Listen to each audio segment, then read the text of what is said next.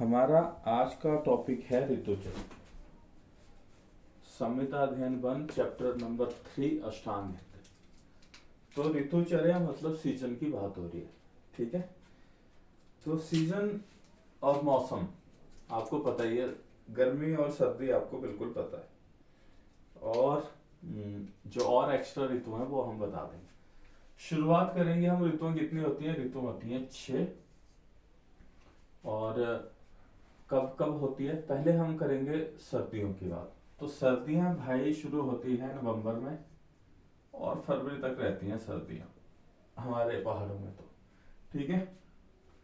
तो दो ऋतुएं होती हैं जो ठंड वाली ऋतुएं मानी जाती है। एक का नाम है हेमंत, एक का नाम है शिशिर।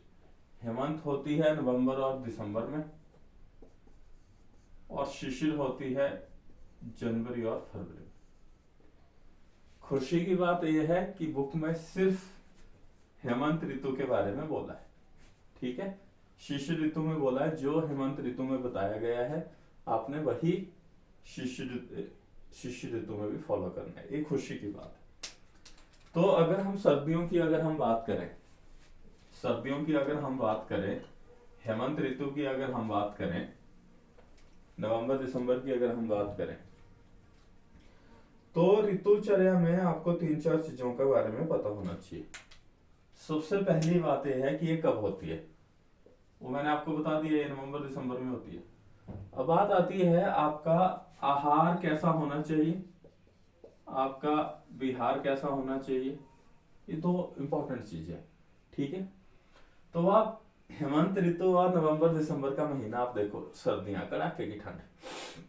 आजकल दो चीजें बड़ी रहती है, ठंड तो है ही, ठीक है। तो ठंड है ही, शीत मतलब ठंड है ही। और आजकल की जो ये ठंड है, ये क्या करती है? ड्राइनेस लेके आती है, ड्राइनेस और रफनेस लेके आती है, ठीक है। ड्राइनेस और रुक्षता। तो भाई जो चीज बाहर होती है उसके ऑपोजिट हमें आहार विहार करना होता है ना। ये आयुर्वेद की बेसिक प्रिंसिपल है। तो इसीलिए सिंपल क्रीम और कोल्ड क्रीम में क्या फर्क है? कोल्ड क्रीम ज्यादा ऑयली कंटेंट रहता है उसमें, है ना, ताकि रफनेस, ये जो ड्राइनेस आती है उसको कम करे। तो ठंड और ड्राइनेस जब भी है, ये जो गुण है, ये है अपना वात दोष का, ठीक है। रुक्ष, लघु, शीत, खर, ये वात का गुण है। और अगर आपको पता हो कि वात का कम करने वाले जो रस हैं वो कौन से हैं, तो वात को कम करने वाले रस हैं मधुर, अमल, लवण। वात को कम करने वाले रस हैं मधुर, अमल और लवण। तो बाहर जो माहौल है वो रुक्ष है और शीत है, और रुक्ष और शीत बिल्कुल वात के गुण है। तो वात को कम करने वाले अगर हमने रसों की बात की, तो ये 3 रस है, मीठा, खट्टा और नमकीन, ये वात को कम करते हैं। इसीलिए हमें इस ऋतु में ये वाले रसों का सेवन करना है, सीधी बात है। बाहर ठंड होती है, ठंड मतलब ठंड ऐसी ठंड है कि ड्राइनेस ला रही है। रुक्ष और शीत वात का गुण है, वात के ऑपोजिट हमने रस वाला आहार ले लेना। अब बात आती है जो वात को और जो क्या चीजें कम करती है, ये तो हो गए रसों की बात। अभी गुणों की बात आ गई। ठंड के ऑपोजिट होता है गर्म, और गर्म को बोलते हैं भाई साहब उष्ण, ठीक है। और रुक्ष और जो रहता है उसके ऑपोजिट होता है स्निग्ध। स्निग्ध होता है ऑयली, रुक्ष होता है ड्राई, ड्राइनेस के ऑपोजिट होता है ऑयली। तो उष्ण और स्निग्ध चीजों का आपको प्रयोग करना है, ऐसी चीजों का प्रयोग करना है जो उष्ण और स्निग्ध। अभी उष्ण और स्निग्ध क्या क्या हो गया, पहले आप देखो खाने में क्या क्या उष्ण। गर्म पानी से नहाना चाहिए, गर्म कपड़े पहनने, गर्म घर में रहना, आग सेकने, ये सारी उष्ण चीजें आपने करनी। और अभी आता है उष्ण और स्निग्ध। अभी आता है कि खाने में क्या क्या लेना। दालों में जो दाल सबसे ज्यादा स्निग्ध है वो है हमारी माश की दाल। दाल मखनी जिसको बोलते हैं, काली दाल जो है वो सबसे ज्यादा स्निग्ध है, ठीक है। स्निग्ध भी है, उष्ण भी है, और मक्खन तुमने डाल दिया तो और स्निग्ध होगी, जैसे मशहूर है ना दाल मखनी। तो माश की दाल, गुड़ का आपको प्रयोग करना है। अभी आप देखो यहाँ, अभी हेमंत ऋतु नवंबर दिसंबर में आती है, बट शिशिर ऋतु में भी यही फॉलो किया जाता है। तो अभी सर्दियों में जो मशहूर त्योहार आता है हिमाचल पंजाब जम्मू में, होता है लोहड़ी। लोहड़ी में क्या होता है, हमारे यहाँ गुड़ की गच्चक खाई जाती है, गुड़ और मूंगफली की गच्चक खाई जाती है। और जो लोहड़ी बनाई जाती है, माश की दाल की हमारे यहाँ खिचड़ी बनती है और उसको घी के साथ खाया जाता है। ये हमारे यहाँ का त्योहार है। तो आप देखिए, माश का प्रयोग, एक ही ऋतु है जहां माश का प्रयोग बोला है, हेमंत ऋतु। ठीक है, आप एक्सटेंड कर सकते हैं, हेमंत और शिशिर दोनों में माश का प्रयोग कर सकते हैं। माश का प्रयोग करना है, गुड़ का प्रयोग करना है, मधुर द्रव्य का प्रयोग करने वाले, और मधुर अम्ल लवण, माश, गुड़, स्निग्ध चीजों का प्रयोग करना है। अच्छा, अब स्निग्ध क्या है? स्निग्ध देखो, स्निग्ध होता है तेल वाली चीजें ना, ऑयली चीजें। तो एक हमारा तेल हो गया, घी हो गया, वसा हो गया, मज्जा हो गया। ये ना, ये चार तरह के ऑयली चीजें होती है। ऑयली कंटेंट आपको चार जगह से मिलता है, जो भी फैट वाली चीजें। दूध वाले एंगल से जाओगे तो आपको घी मिल गया। ऑयल वाले इन सीड से निकलता है, जैसे नारियल से निकल गया, अपने सरसों से निकल गया, तिल से निकल गया, तेल निकल गया। ये जो जानवरों के मटन में जो रहती है फैट, वो वसा होगी।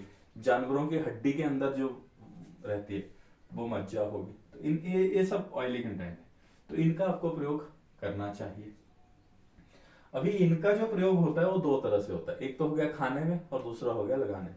तो दिनचर्या अगर आपको याद होगी तो तेल का प्रयोग किया जाता है भाई साहब, मालिश करनी होती है, मालिश करनी होती है। और मालिश जो है वो तीन जगह पे की जाती है, सिर पे, पैर पे और कान पे। ये तीन जगह है जहां पे आपको ऑयलिंग जरूर करनी चाहिए, दिनचर्या के चैप्टर में बताया है। ठीक है, सिर पे तेल डालो, कान पे तेल डालो, पांव पे तेल डालो, और नस से नाक में तेल डालना चाहिए। ठीक है, तो ये होगी आपकी ऑयलिंग। बाहर और अंदर से आप कैसे ऑयलिंग रखें। इंटरनली आप तेल, घी, वसा, मज्जा खाइए, बाहर से आप मालिश कीजिए। तो ये बात के बिल्कुल ऑपोजिट ये सारी चीजें हैं। अभी आता है एक दो इंपॉर्टेंट चीजें, एक तो अग्नि कैसी रहेगी, और मैथुन और व्यायाम। वैसे तो ये ऑलरेडी बता के रखा है कौन सी ऋतु में कितना करना है। आपको अलग आगे 7 चैप्टर में आप पढ़ेंगे, वहां मैथुन के बारे में पढ़ेंगे, और व्यायाम आपने 2nd चैप्टर में ऑलरेडी पढ़ दिया होगा। तो देखो, अग्नि के मामले में ना हमारे बड़े बुजुर्ग बोलते हैं कि भाई ठंड में तो ना कुछ भी पच जाता है, ठंड में कुछ भी पच जाता है, जो मर्जी खाओ तुम। ऐसा बुजुर्गों का कहना है, ठंड में कुछ भी पच जाता है। ये बात उनकी आप याद रखिएगा। तो अग्नि बहुत बढ़िया रहती है हेमंत ऋतु में, तभी ये मधुर अम्ल लवण गुरु और स्निग्ध आहार खाते जाते हैं और ये पचते हैं। मैथुन और व्यायाम, ये ना व्यक्ति के बल के ऊपर बताया गया है आयुर्वेदा में। सेक्सुअल डिजायर आयुर्वेदा में कभी नहीं है कि तुम रोज करो, व्यायाम आयुर्वेदा में कभी नहीं है कि तुम रोज करो। व्यक्ति का बल जब ज्यादा रहता है तो ये दो चीजें आपको करनी चाहिए, और इस ऋतु में सबसे ज्यादा बल रहता है। आप रोज मैथुन कर सकते हो और आधी शक्ति तक व्यायाम रोज कर सकते हो, व्यायाम और मैथुन रोज कर सकते हो। ग्रीष्म ऋतु में सबसे कम बल होता है, इसीलिए वहां पे आपको पता लगेगा कि मैथुन आपने 15 दिन में करना है। मतलब ग्रीष्म ऋतु रहती है मई और जून में, तो पूरे 2 महीने में आप सिर्फ 4 बार मैथुन और सेक्स कर सकते हैं अकॉर्डिंग टू। व्यायाम आपने बिल्कुल नहीं करना होता है ग्रीष्म ऋतु। तो ये जो मैथुन और व्यायाम है ये व्यक्ति के बल के ऊपर बताए गए हैं। हेमंत ऋतु, शिशिर ऋतु में सबसे ज्यादा बल होता है, इसलिए वहां रोज करने को बोला है। गर्मियों में सबसे कम होता है, इसलिए वहां पे कंट्राइंडिकेशन। आई थिंक ये मुझे लगता है, और अगर कोई मैंने पॉइंट छोड़ दिया तो एक बार मैं बुक देख लेता हूँ, बट यही है। उनके कपड़े पहनने चाहिए, हाँ ये लिखा है मैंने, गर्म घर, गर्म कपड़े, गर्म पानी। हाँ, इसमें और चीजें बोली है बेसिक, जैसे जैसे रात लंबी होती है, दिन छोटे होते हैं, ये तुम्हें भी पता ही है। इसमें तो पढ़ने और पढ़ाने का क्या है। रात लंबी होती है, दिन छोटे होते हैं, जल्दी भूख लग जाती है, अग्नि अच्छी होती है, ये सारी चीजें। तो ये एक बेसिक है, इनमें से कोई भी पॉइंट नहीं छूटना चाहिए। अग्नि अच्छी होती है, मैथुन करना चाहिए, व्यायाम करना चाहिए, मांस और गुड़ का सेवन करना चाहिए, दूध का प्रयोग करना चाहिए, घी का प्रयोग करना चाहिए, ये सारी चीजों का प्रयोग करना चाहिए, मधुर अम्ल लवण रस का प्रयोग करना चाहिए, गर्म पानी, ये सारा करना चाहिए। ये यहाँ पे पथ्य है, इस ऋतु में करना चाहिए। और अपथ्य तुम्हें पता ही है, रूखी चीजों का प्रयोग नहीं करना चाहिए, ठंडी चीजों का प्रयोग नहीं करना चाहिए, ये सारा ऑटोमेटिक अपथ्य हो जाता है। जो यहाँ बोला है उसके ऑपोजिट वो सारा अपथ्य हो जाता है। ठीक है, तो ये एटलीस्ट क्वेश्चन 1 नंबर में आएगा, 5 में आएगा, 10 में आएगा। और 10 में जहां तक मुझे लगता है एटलीस्ट 2-3 ऋतुचर्या या एक पूरा ऋतुचर्या करके क्वेश्चन आना चाहिए। 1 या 2 ऋतुचर्या भी साथ में आ सकती है। अकेली ऋतु 10 नंबर में आना मुश्किल, मुझे पर्सनली मुश्किल लगता है। 5 नंबर में एक ऋतु आराम से आ सकती है। तो एटलीस्ट ये आपने इतना अपने कंटेंट लिखना है। पहले टाइम लिखेंगे, फिर ये चीजें लिखेंगे, ये चीजें लिखेंगे, और अच्छा पॉइंट वाइज आप नीचे लिखेंगे तो कंटेंट बन जाए। अभी इसका क्लिनिकल एप्लीकेशन क्या है? क्लिनिकल एप्लीकेशन क्या है? मान लीजिए जो आपको दिनचर्या में बताया है वो आप नहीं करते हैं। अभी सिंपली एक अपना जो मैंने पेशेंट अभी देखा है, उसको सिंपल प्रॉब्लम आती है कि ड्राइनेस और इचिंग हो जाती है। ड्राइनेस और इचिंग हर साल, पिछले 3 सालों से हर साल जैसे ही विंटर शुरू हुआ ड्राइनेस और इचिंग शुरू हो जाती है। कई लोगों ने उसको बोला एलर्जी है, कई लोगों ने उसको कुछ बोला, कई लोगों ने कुछ बोला। मेरे पास आने से पहले ही उसको एक बहुत विद्वान वैद्य मिल गया। ये मेरी बुद्धि नहीं है, बट आई रियली अप्रिशिएट उस वैद्य की बुद्धि जिसने उसको बताया। तो जैसे उसने बोला कि चलो पहले अपनी स्किन दिखाओ मुझे। उस वैद्य ने जो फर्स्ट चैप्टर में बोला है, दर्शन, स्पर्शन, प्रशन, इन 3 तरीकों से पेशेंट को देखना है। दर्शन मतलब देखो, स्पर्शन मतलब टच करो, प्रश्न मतलब क्वेश्चन पूछो। उसने उसकी स्किन को टच किया, स्किन फुल ड्राई, स्किन देखी, देखने पे भी ड्राई और रफ। उसने सिंपल उसको पूछा, भाई हेमंत ऋतु शुरू हो चुकी है, क्या आप तेल की मालिश करते हैं? उसने बोला नहीं। क्या आप डाइट में घी खाते हैं? उसने बोला नहीं। सिंपली उसने बोला रोज आप नहाने से पहले तेल की मालिश शुरू कीजिए, आप अभ्यंग शुरू कीजिए।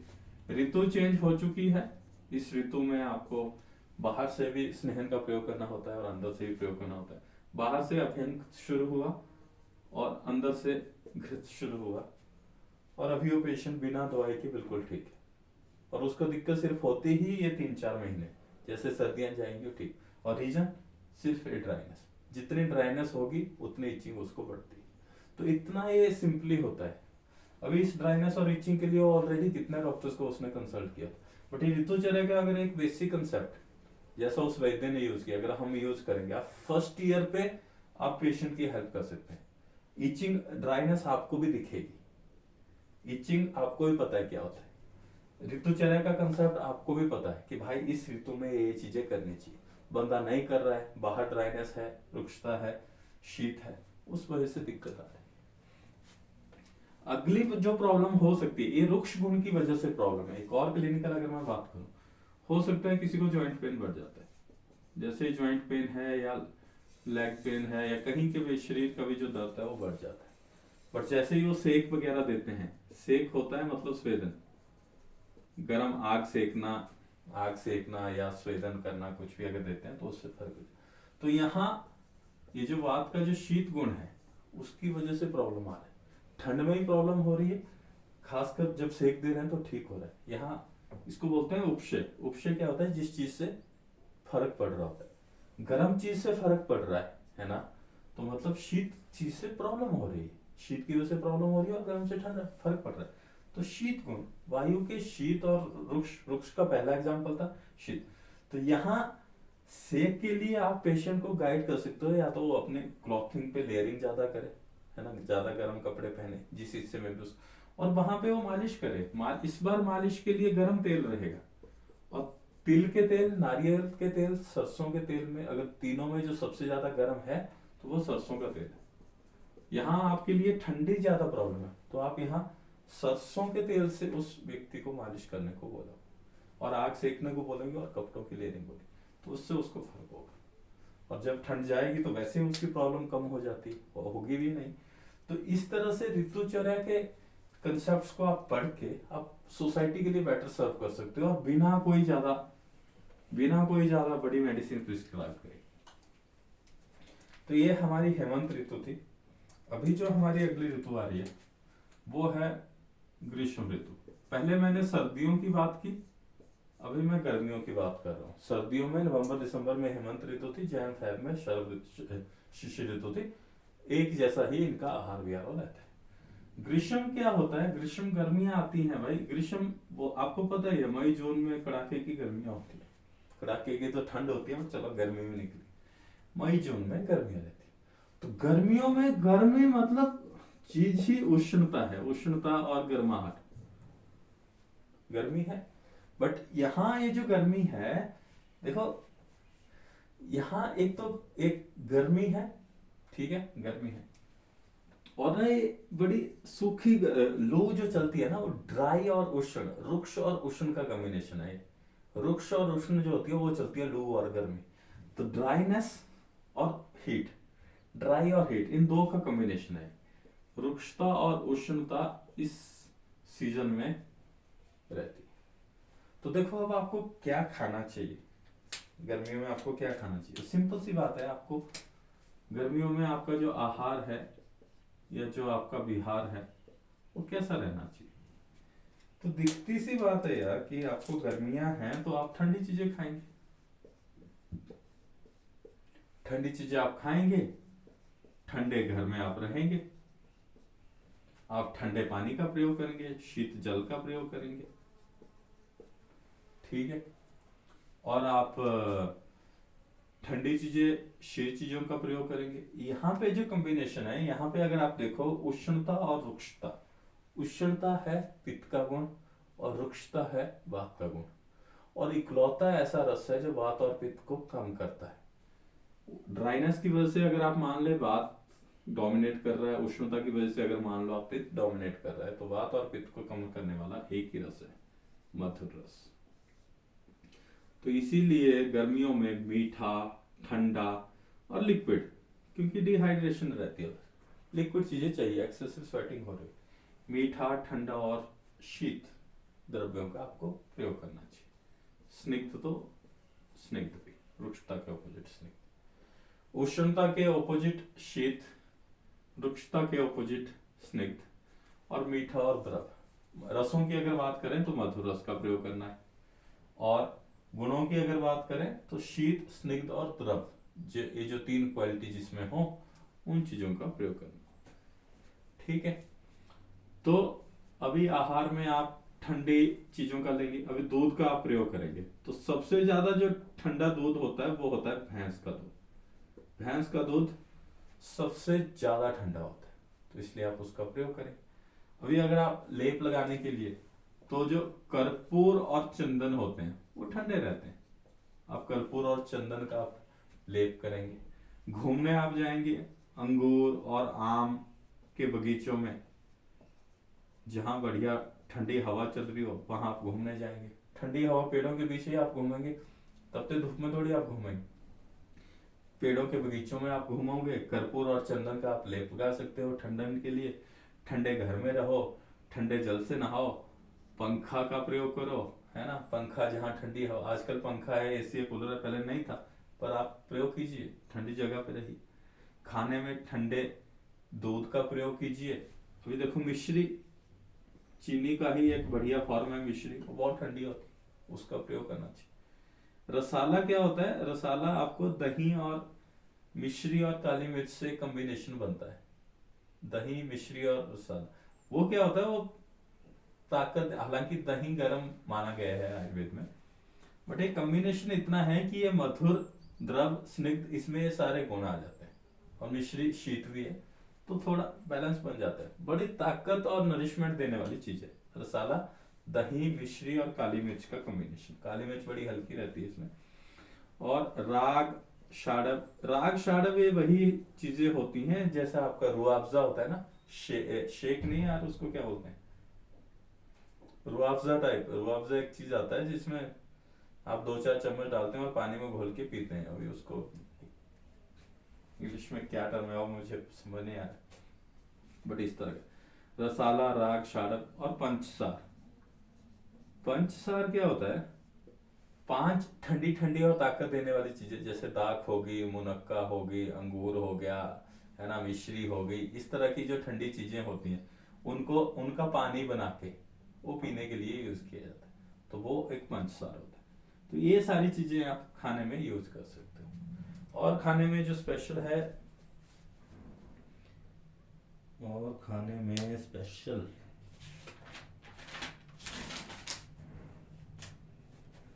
हाँ, यहाँ मद्य का प्रयोग नहीं करना है, मद्य का प्रयोग बिल्कुल नहीं करना है।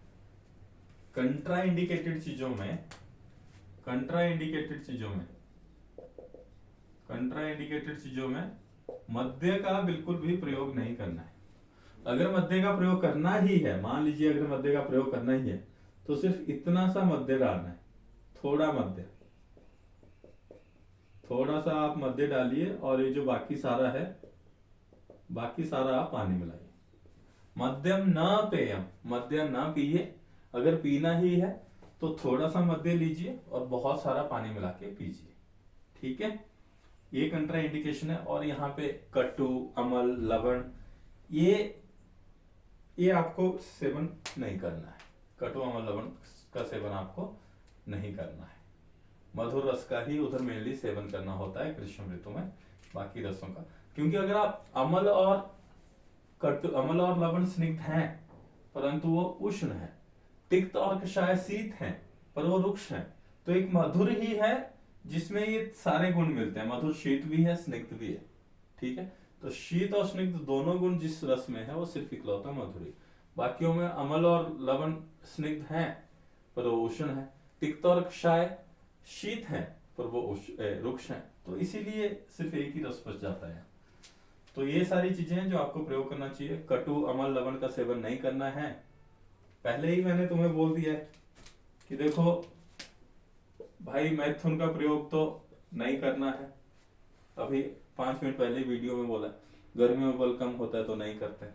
व्यायाम पहले ही बोला है नहीं करना है। मैथुन करना है तो 15 डेज में एक बार करना है, व्यायाम नहीं करना है, और उष्ण चीजों का सेवन नहीं करना है। तो ये सारी चीजें यहाँ पे बताई गई है। ये सारा आपका ग्रीष्म ऋतुचर्या का मेन चीजें। अभी इसमें क्या प्रॉब्लम आता है, इसमें क्या क्लिनिकल अप्लाइड है। मान लीजिए अभी आप इन चीजों का प्रयोग नहीं कर रहे, और यहाँ पे जो सबसे इंपॉर्टेंट जो चीज है ना, जो आप फ्रिज का चीजें समझते हो ना, शीत, वो सिर्फ टच से ठंडी होती है, बट उनकी जो तासीर है ना वो अंदर चेंज हो चुका होता है। वो सिर्फ टच करने पे ठंडी होती है, अंदर उनका गेम ही चेंज हो गई होती है। ठंडा मतलब नॉर्मल ठंडा, बिना फ्रिज की ठंडी चीजों की बात की जा रही है। फ्रिज की ठंडी चीजों में अलग ही वो संस्कार हो चुका होता है, वो हम बात नहीं कर रहे। तो यहाँ अगर आप इन चीजों का आप प्रयोग नहीं करते हैं, उल्टा इनकी जगह आप गर्मी का प्रयोग करेंगे, जैसे मान लो अभी मद्य का आप प्रयोग करते जा रहे, मद्य का प्रयोग करते जा रहे, तो हो सकता है गर्मियों में ही आपको प्रॉब्लम हो जाए, आपको यूटीआई हो जाए, आपको गैस्ट्रिक ट्रबल हो जाए, चेस्ट पेन हो जाए, माइग्रेन की दिक्कत हो जाए, नोजिया, वॉमिटिंग, कोई भी और पित्तज विकार शुरू हो सकता है। फिर भी अगर आप कंटिन्यू करते हैं तो आगे शरद ऋतु आती है जहां पित्त और रक्तज विकार होते हैं, वो एक तगड़ा विध्वंस कराता है। शुरुआत यहाँ से होती है, खत्म वहां पे होता है। तो हो सकता है अगर आपको सितंबर अक्टूबर में पेशेंट आए जो स्किन की प्रॉब्लम आए, इन 3 ऋतुओं में आप पित्त के इसका ध्यान जरूर रखिएगा।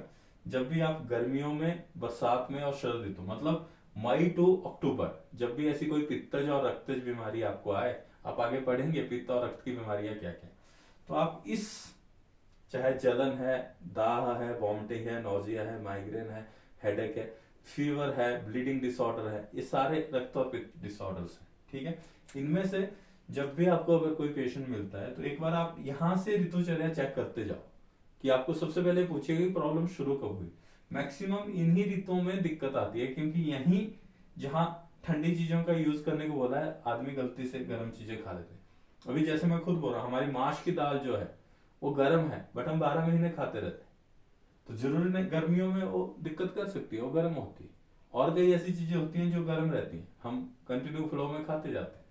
तो ग्रीष्म ऋतु में इन चीजों पे एक बार क्रॉस चेक आप जरूर कीजिएगा, पेशेंट की डाइट में क्या है, और उसको प्रॉपर गाइड कर लीजिए कि एटलीस्ट इस महीने में आप ये चीजें मत खाइए।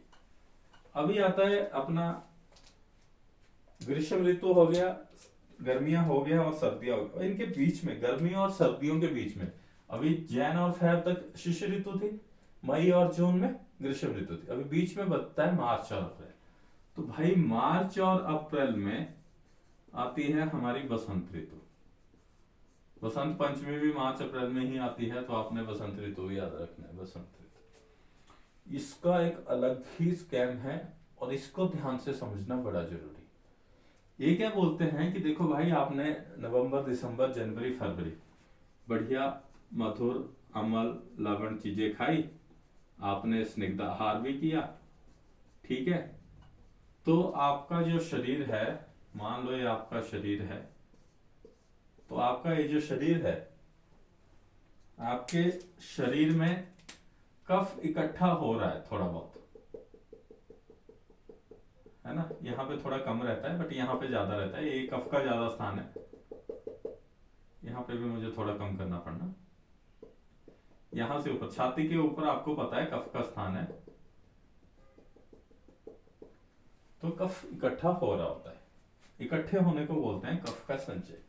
अभी क्या होता है, आपने मधुराम लवण का सेवन कर लिया, कफ का संचय हो गया, जैसे ही मार्च और अप्रैल आता है, होता क्या है, गर्मी आती है, सूरज आता है, सूरज की किरणें तेज हो जाती है। वैसे तो हमारा कफ सख्त लौंडा था, बट जैसे ही सूरज की किरणें आई, ये बेचारा पिघल गया। वैसे तो सख्त लौंडा था और पिघल गया, और लड़के और ये सख्त लौंडे जब भी पिघलते हैं बीमारी रोग होता है, किसी को इश्क का होता है या कुछ और का कुछ विकार होते हैं। तो कफ जैसे ही पिघला, कफ मतलब है ही पानी।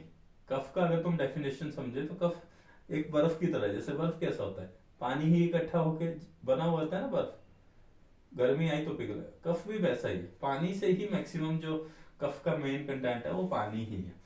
तो वो वैसे बना हुआ था और ये पिघल गया। ये पिघला तो ये हमारी आमाशय है, कफ पिघला और सारा कफ यहां आ गया। जैसे कफ यहां पिघला और कफ यहां पे आ गया। अब आमाशय में अगर कफ की वृद्धि हो गई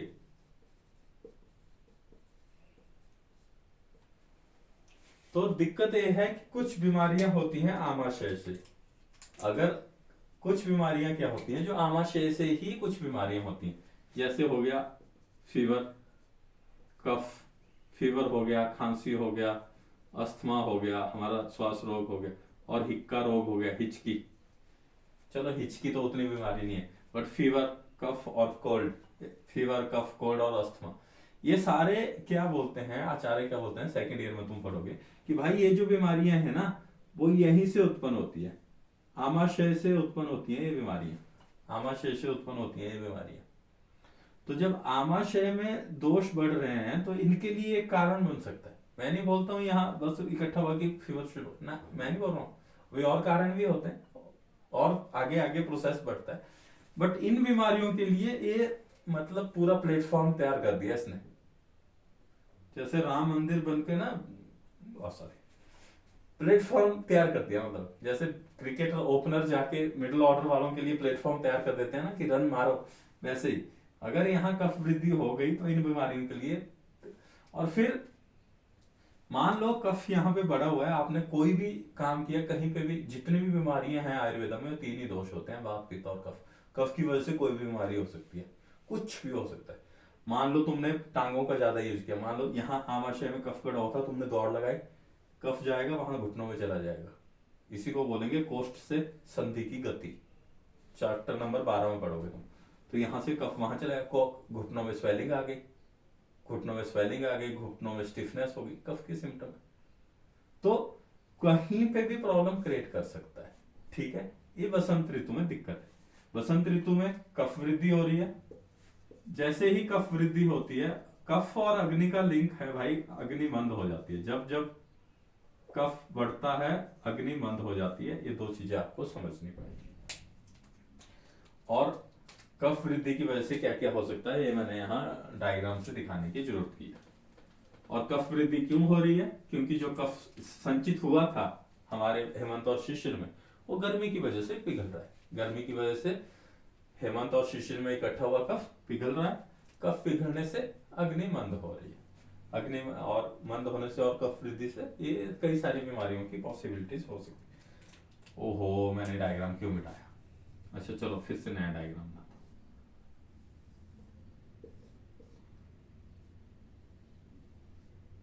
तो मान लो ये मैंने आमाशय बनाई है, ठीक है। यहां पे कफ की वृद्धि थी, यहां पे कफ वृद्धि थी। तो अभी अगर कफ वृद्धि हो गई है तो यहाँ का ट्रीटमेंट क्या है। देखो, ट्रीटमेंट हमेशा नियरेस्ट रूट से निकाला जाता है। नियरेस्ट मतलब बाहर निकालना है कफ को। अगर बाहर निकालना है तो कफ को बाहर निकालोगे आप मुंह के थ्रू, यहां से दवाई पिलाओगे, दवाई पिलाओगे और कफ बाहर, वमन, इसको बोलते हैं वमन। दवाई पिला के कफ को बाहर निकालना, वॉमिटिंग कराना है ना, दवाई पिलाई और वमन हो, इसको बोलते हैं भाई वमन, ठीक है। तो वमन करवाना है क्यों कि भाई यहाँ कफ बढ़ा हुआ है। अगर यहाँ वात बढ़ा होता, मान लो यहाँ पे वात बढ़ा है, तो तुम बस्ती देते, क्योंकि नियरेस्ट मार्ग गुदा है, इंटेस्टाइन में है वात का स्थान, बट ऊपर जाके प्रॉब्लम है, तो इसीलिए तुम यहां से नियरेस्ट मार्ग है यहां से निकालने का, तो वमन होता है। वमन बसंत ऋतु में कराया जाता है। अभी यहां वाला ये जो है कफ का जगह, छाती से यहां तक का तो वमन ने निकाल दिया, बट अगर मान लो यहाँ पे कुछ कफ बचा हुआ है तो उसके लिए नस्य चाहिए होता है।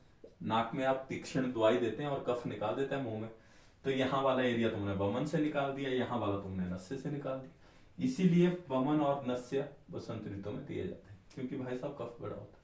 अभी ठीक है, ये तो हो गया। मान लो इतना कफ नहीं बढ़ा है, ये तो बहुत बड़ी बीमारी वाली बात आ गई। इतना कफ बढ़ने से तो बड़ी, ये तो एक पंचकर्मा प्रोसीजर हो। मान लो थोड़ा बहुत कफ बढ़ा है तो क्या करना है। तो भी देखो, कफ के ऑपोजिट आपको आहार विहार लेना है, कफ के ऑपोजिट आहार विहार लेना है। तो कफ का जो गुण है वो है स्निग्ध और शीत, तो ये चीजें आपने नहीं लेनी है। स्निग्ध, शीत, गुरु, ये सारी चीजें आपने नहीं लेनी। अभी दिन को सोना, दिवा, स्वप्न, ये भी कफ और पित्त को बढ़ाता है, ये भी आपने नहीं करना है, ठीक है। ये सारी चीजें निषेध में आ गई। अभी स्निग्ध के ऑपोजिट क्या है वो आपने खाना है। स्निग्ध के ऑपोजिट होता है रुक्ष आहार, रुक्ष आहार आपने खाना है। शीत के ऑपोजिट होता है उष्ण, तो रुक्ष और उष्ण आहार आपने खाना है। रुक्ष के, गुरु के ऑपोजिट होता है लघु, रुक्ष, उष्ण और लघु आहार आपने खाना है। यहाँ पे आपको मिलेगा एग्जांपल जौ का आटा। अभी देखो जौ कितना, जौ सबसे ज्यादा ड्राइनेस लेके आता है, जौ और मक्का सबसे ज्यादा ड्राइनेस लेके आता है। मक्की की रोटी तो अभी होती है ट्रेन में, वो आगे जरूर खानी चाहिए। जौ और मक्का का आपको सेवन करना चाहिए। शहद का आपको प्रयोग करना चाहिए, शहद ड्राइनेस लेके आता है। कषाय रस का होता है, उष्ण होता है शहद, उष्ण, कोई तो शीत भी बोलता है, बट कषाय रस का होता है, कफ को कम करने वाला होता है शहद। शहद का प्रयोग करना चाहिए, जौ का प्रयोग करना चाहिए, रुक्ष आहार का प्रयोग करना चाहिए, उष्ण और लघु आहार का प्रयोग करना चाहिए। और क्या बोलती है हमारी बुक, नस्य हो गया, लघु रुक्ष आहार, पुराने जौ, गेहूं, मध्य मांस, मध्य का प्रयोग करना चाहिए आपको, मांस का प्रयोग करना चाहिए। यहाँ पे जांगल मांस होगा, जांगल का मांस, क्योंकि वो कफ को नहीं बढ़ाता। रुक्ष और उष्ण, मध्य भाई साहब उष्ण भी है और रुक्ष भी है, परफेक्ट एग्जांपल। और रुक्ष और उष्ण, और यहाँ पे कुछ दवाइयां बताई गई हैं जिनका आपको प्रयोग करना चाहिए। सबसे पहले है मुस्ता, मुस्ता का आपको अरिष्ट का प्रयोग करना चाहिए, और जो सौंठ है उसको पानी के साथ मिला के पीना चाहिए। आसव और अरिष्ट भी क्या होता है, वो भी मध्य की मध्य मतलब अल्कोहल होता है। जो गरीब बेचारे आए उनको पता नहीं मध्य क्या होता है, मैं बता देता। मध्य मतलब दारू रे, और ये आसव अरिष्ट में 8% दारू होता, तो रुक्ष और उष्ण होता। आसव अरिष्ट में रुक्ष और उष्ण, मध्य और दारू भी ड्राई एंड गर्म रहता है, ठीक है, ये तो तुम्हें पता ही होगा। तो मुस्ता जो है वो क्या करता है, कफ को सुखाने का काम करता है। यहाँ पे जो वमन के बाद अगर नहीं, यहाँ छोटा मोटा कफ है तो इसको सुखाने का काम करेगा मुस्ता। और ये जो सौंठ है वो अग्नि के लिए बहुत बढ़िया है, अग्नि मंद हुई है, तुम्हें पता ही है अदरक डाइजेशन के लिए कितना अच्छा है। तो अदरक और सौंठ का पानी, सूखा हुआ अदरक ही सौंठ है, सूखा हुआ अदरक ही सौंठ है। सौंठ का पानी मुस्ता अरिष्ट ये बसंत ऋतु में यूज किया जाता है। तो रुक्ष आहार लेना है, मध्य का प्रयोग करना है, जांगल मांस का प्रयोग करना है, जौ का प्रयोग करना है, शहद का प्रयोग करना है, और क्या ही छूट गया मेरे से। और भाई आसवरिष्ट का प्रयोग करना है, गुरु, शीत, दिवा, स्वप, ये सब का प्रयोग नहीं करना है। स्निग्ध, अम्ल, लवण का प्रयोग नहीं करना है। स्निग्ध, अम्ल, लवण ये सब कंट्राइंडिकेटेड है, ये सब आपने प्रयोग नहीं करना है। पुराने जौ, गेहूं, मध्य मांस, चंदन, कपूर, अगरू का लेप लगाना है। हाँ, यहाँ पे भी आप कर्पूर और अगरू का लेप लगा सकते हो, चंदन का। यहाँ उनके रुक्षता वाले जो गुण है ना, उनकी वजह से वो सुखा लेते हैं, सुखाने का।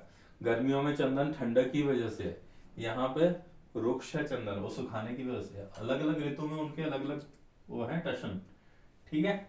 तो ये बसंत ऋतु है।